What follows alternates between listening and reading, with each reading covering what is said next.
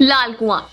नैनीताल दुग्ध उत्पादक सहकारी संघ लाल कुआं की बोर्ड बैठक में कर्मचारियों के मानदेय वृद्धि, 1000 क्षमता वाले हॉल के निर्माण, दुग्ध उत्पादन वृद्धि और वित्तीय अनियमितताओं पर कार्रवाई समेत कई महत्वपूर्ण प्रस्ताव पारित किए गए।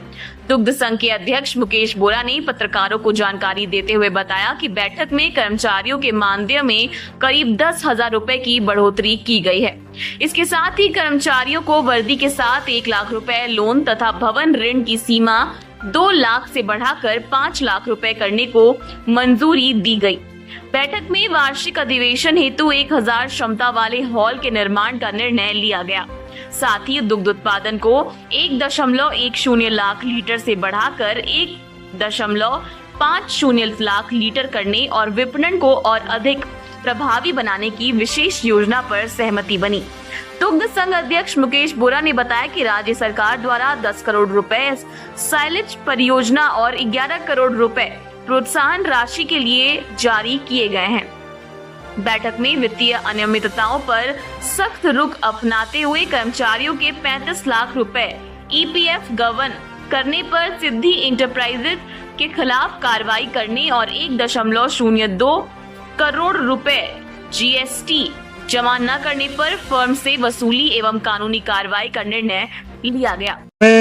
एक तो जो हमने आज ऐतिहासिक निर्णय लिया है, कामगारों को बहुत कम मानदेय मिल रहा है, इस तरह से वो दुग्ध संघ में काम कर रहे हैं, अपना योगदान दे रहे हैं। 20-20 साल हो गए उनको, 25-25 वर्ष उनने अपने जीवन के दे दिए, लेकिन हम उनको 15,000 14,000 ऐसा मानदेय दे रहे हैं। उसमें हमारी प्रबंधक कमेटी ने निर्णय लिया कि अपने प्रॉफिट से हम 25,000, 24,000, 23,000 और 22,000 और 21,000 श्रेणीवार उनको मानदेय देंगे। उसका प्रस्ताव हमने पारित करा और उसके पूर्व में भी हमने पारित करा था, लेकिन आज दोबारा हमने उस प्रस्ताव को रखा है और उसके अनुमोदन के लिए मैंने जीएम साहब को और अपने प्रभारी प्रशासन को कहा है कि इसमें शीघ्र निबंधक महोदय से इसका अनुमोदन ला करके उसे एजीएम से पहले या दिवाली तक उसको हम लागू करने का प्रयास कर रहे हैं। ये अपने आप में दुग्ध संघ के इतिहास में ऐतिहासिक निर्णय होगा कि जब हमने 10-10 हजार रुपए के आसपास अपने कामगार बंधुओं का मानदेय बढ़ाया है। साथ ही उनकी बहुत कम पारिश्रमिक को देखते हुए, क्योंकि आज हर परिवार को साधन चाहिए, तो हमने अपने कामगारों को ठेकेदार और दुग्ध संघ की शर्तों पर 1 लाख रुपए तक बाइक का ऋण देने का भी निर्णय लिया है। हम उनको 1 लाख का बाइक ऋण दुग्ध संघ स्तर से देंगे। साथ ही जो हमारे नियमित कर्मचारी थे उनको 2 लाख रुपए कर्मचारी कल्याण निधि से हम लोन देते थे आवास के लिए आसान किस्तों पे, तो उसको भी महंगाई को देखते हुए हमने 5 लाख करने का निर्णय लिया है, जिससे मैं कह सकता हूं कि कर्मचारियों के हित में भी हमने निर्णय लिया है। साथ ही जो कामगार बंधु हैं उनको 2 जोड़ी ड्रेस और 1 जोड़ी जूता दुग्ध संघ स्तर से दिवाली से पहले दिया जाएगा। जो उनको प्रोत्साहन राशि है वो बढ़ा के दी जाएगी। लगभग 2 करोड़ से 2.5 करोड़ के बीच का हम बैलेंस शीट का आकलन कर रहे हैं। हम एरियर की धनराशि अपने 29,000 दुग्ध उत्पादकों को देने वाले हैं। ऐसे ही बहुत महत्वपूर्ण निर्णय हमारे हुए हैं। तो सर्वप्रथम हमारे द्वारा यही उपार्जन काफ़ी अच्छा हमारा पिछले कई सालों से अच्छा चल रहा है।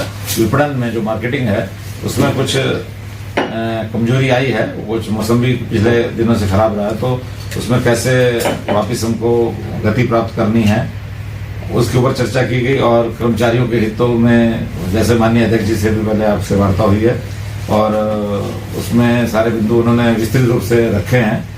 और कुछ पुराने मुद्दे हैं कर्मचारियों से संबंधित, ईपीएफ का है, जीएसटी जमा नहीं हुई है किसी पुराने ठेकेदार के माध्यम से, जो वो बड़ा जरूरी है कि हमारे उत्तराखंड सरकार का पैसा है, शासन का पैसा है, वो उनको मिलना चाहिए था। तो उसके बारे में भी पुराना बिंदु चला आ रहा है, तो उस पर भी कार्रवाई आगे तेजी से हो उसमें रखा गया है। और उसके अतिरिक्त आगे जैसा वार्षिक अधिवेशन होता हमारा ईजीएम का भी तय है, तो उसकी तैयारियों के संदर्भ में भी चर्चा हुई कि इसको जल्दी यथाशीघ्र किया जाए।